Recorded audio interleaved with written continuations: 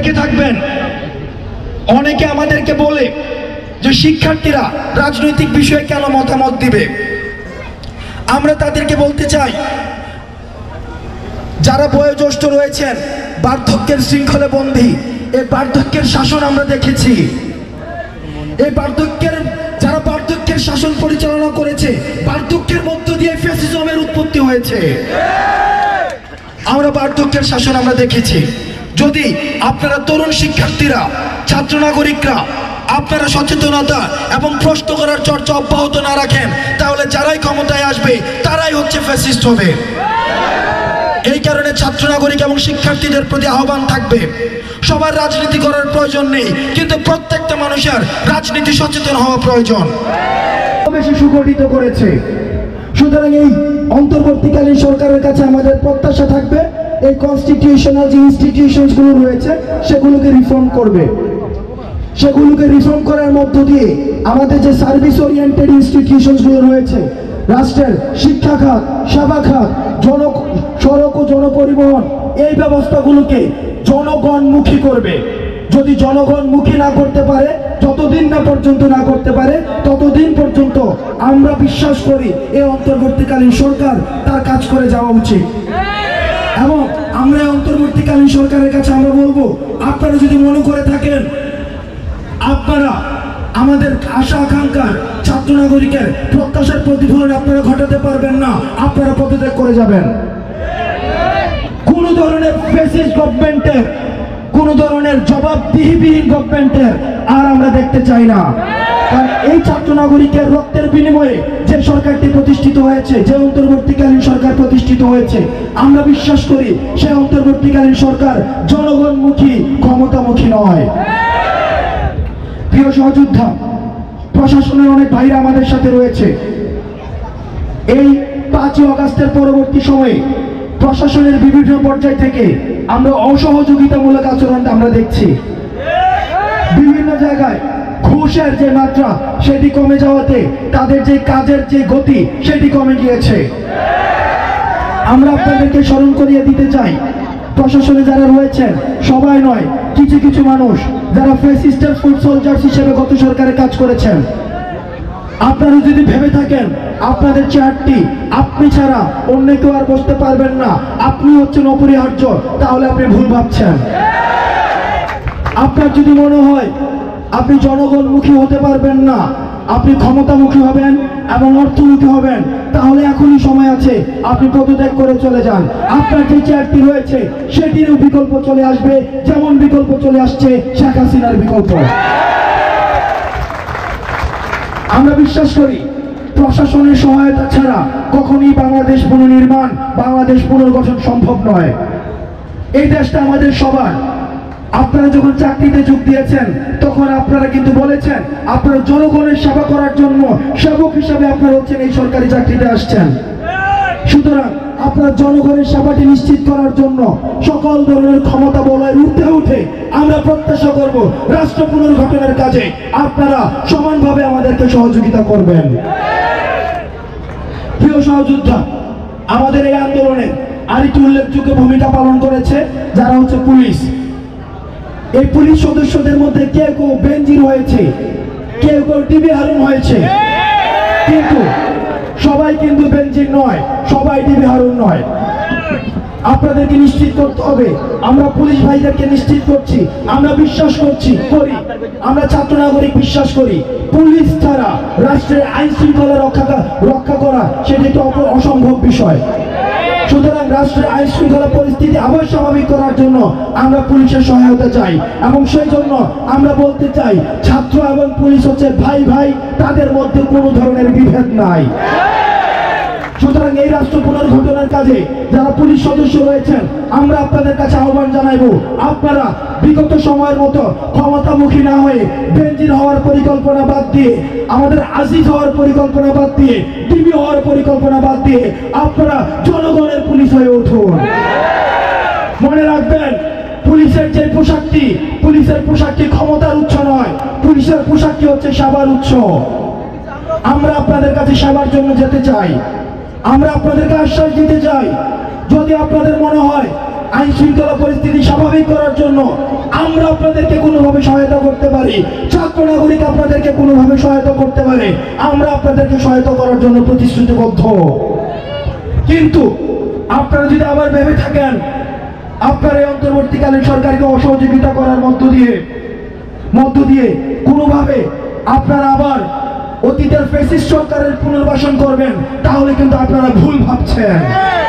আমাদের যে ফ্যাসিবাদ বিরোধী আন্দোলন হয়েছে, এই ফ্যাসিবাদ বিরোধী আন্দোলনে আমরা দেখেছি বিভিন্ন রাজনৈতিক দলের অনেক মানুষ 16 বছর ধরে জেল, গুম, নিপীড়ন এবং তারা বাসায় পর্যন্ত থাকতে পারতো না। তারা 16 বছর ধরে এই ফ্যাসিবাদ বিরোধী আন্দোলনটি চালিয়ে আসছে। আমরা চাই এই রাষ্ট্র পুনর্গঠনের কাজটি আমরা সবাই একসাথে মিলে আমরা করব। কিন্তু রাষ্ট্রীয় ষড়যন্ত্রের মাধ্যমে আমরা দেখতে পাচ্ছি আমাদের মধ্যে বিভাজনের একটি রাজনীতি করার চেষ্টা করা হচ্ছে। আমরা যেভাবে ফ্যাসিবাদ বিরোধী আন্দোলনে আমরা সবাই একসাথে ছিলাম, ঠিক একইভাবে রাষ্ট্র পুনর্গঠনের আন্দোলনে আমরা একসাথে থাকব। প্রিয় সহযোদ্ধা, আমাদের দায়িত্ব অনেক। আবু সাইদ মারা গিয়েছে, শহীদ হয়েছে। আপনারা জানেন চট্টগ্রামে আমরা যখন ঢাকা থেকে আন্দোলন বন্ধ করে দেওয়ার উপক্রম হয়েছে, আমরা সেখানে দেখেছি কিভাবে শহীদ ওয়াসিম তার বুক পেতে দাঁড়িয়েছে। আমরা দেখেছি এখানে কিভাবে তরুণ দাঁড়িয়েছে, হৃদয়রা দাঁড়িয়েছে।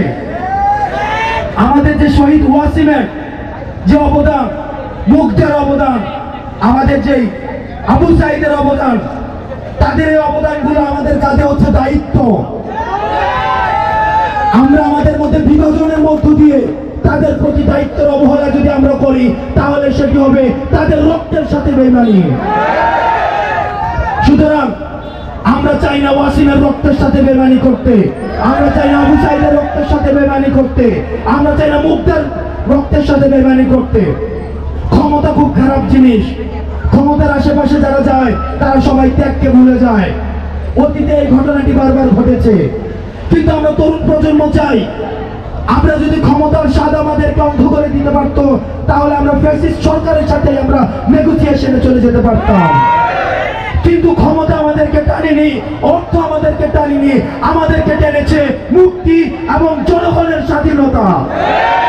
এই জন্যই আমাদের ভাই ওয়াসিম বুক পেতে রাস্তায় দাঁড়িয়েছে, মুক্ত রাস্তায় এসে দাঁড়িয়েছে, আবু সাইদ রাস্তায় এসে দাঁড়িয়েছে। আমাদের প্রথম এবং প্রধান কাজ তাদের রক্তের মূল্যটা দিতে হলেও সবাইকে আমাদের ঐক্যবদ্ধ থাকতে হবে। প্রিয় সহযোদ্ধা, আমরা এমন একটি বাংলাদেশ দেখতে চাই খুব শীঘ্রই, যে বাংলাদেশ হবে ন্যায্যতার ভিত্তিতে একটি বাংলাদেশ, যে বাংলাদেশ আপনার এবং আমার মধ্যে কোন ধরনের বিভেদ টেনে দেওয়া হবে না, পাহাড় এবং সমতলের মধ্যে কোনো বিভেদ থাকবে না। আমরা চাই এমন একটি বাংলাদেশ, যে বাংলাদেশে মানুষ ন্যূনতম হিউম্যান ডিগনিটি নিয়ে বাঁচবে, সবার জন্য ইকুয়াল সিভিল রাইটস নিশ্চিত হবে, সবার জন্য মৌলিক মানবাধিকার নিশ্চিত হবে। আমরা এমন একটি বাংলাদেশ চাই। প্রিয় সহযোদ্ধা, যতদিন না পর্যন্ত রাষ্ট্র পুনর্গঠন হচ্ছে, ততদিন পর্যন্ত আমাদের এই আন্দোলন অব্যাহত থাকবে। এবং আমরা আপনাদের কাছ থেকে কমিটমেন্ট চাই, যতদিন পর্যন্ত রাষ্ট্র পুনর্গঠন না হয় ততদিন পর্যন্ত আমরা ঐক্যবদ্ধ থাকবো, আমরা ঐক্যবদ্ধ থাকবো। রাষ্ট্র পুনর্গঠন না হওয়া পর্যন্ত আপনারা ভালো থাকবেন, সুস্থ থাকবেন। এবং আমরা চাই আমাদের তরুণদের হাত ধরে পুনর্গঠিত বাংলাদেশ গঠিত হবে, যেখানে আমাদের সবার ইকুয়াল হিউম্যান রাইটস নিশ্চিত হবে। সবাই ভালো থাকবেন, সুস্থ থাকবেন।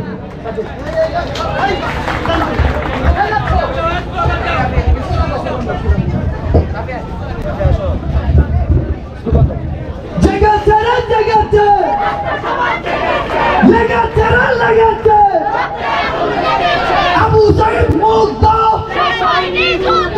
আবু সাইদ মুক্ত।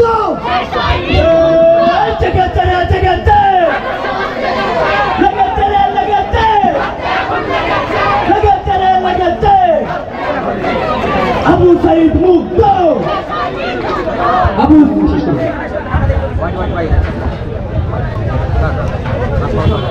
আমরা স্পষ্ট ভাষায় বলতে চাই, আমরা দেখেছি আমাদেরকে বুলেট দাবায় রাখতে পারে নাই। আমরা বুলেটের মুখে বুক পুঁতে দেওয়ার আমরা বুলেটের মুখে বুক পেতে দেয়া জেনারেশন। আমরা জানি কিভাবে বুলেটের মুখে বুক পেতে দিতে হয়। তাই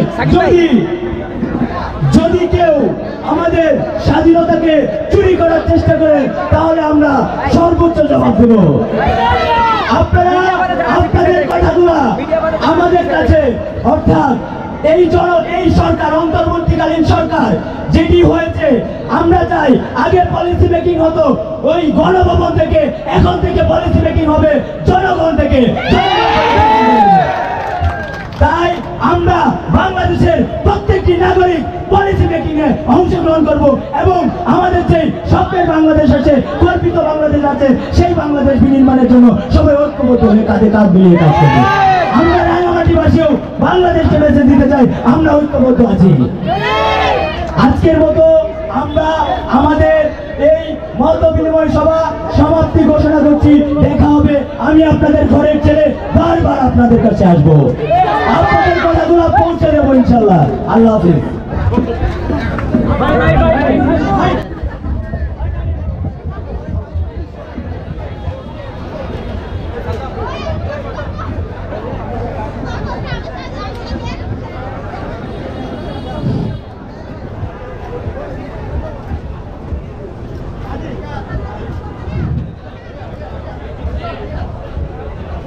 সবাইকে গুরুত্ব বজায় রাখার জন্য জরুরিভাবে অনুরোধ করা যাচ্ছে।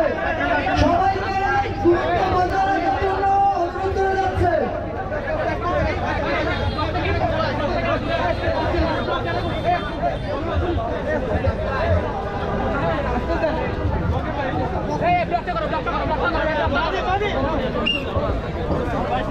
হাসান ভাই, হাসান ভাই, হাসান ভাই, গাড়ি রেডি ভাই, গাড়ি রেডি রাফি, রাফি, গাড়ি রেডি, চলো আসুন, আগে আসেন। আমার নাম্বার 077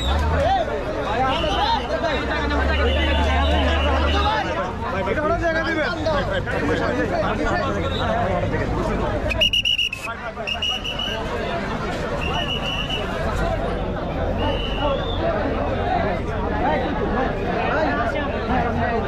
ঠিক আছে, ঠিক আছে, আসেন, আসেন, আসেন।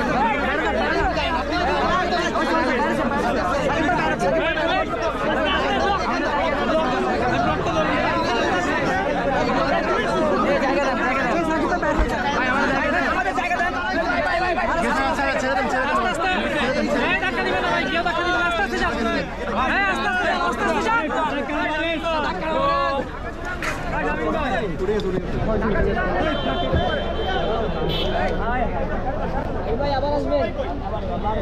ভাই আই ব্যাগ সেলফি নি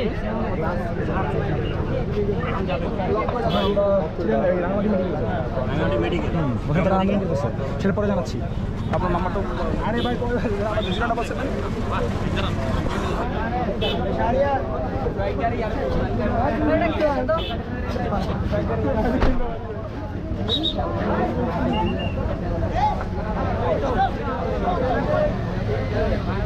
আগে আগে সামনে একবারে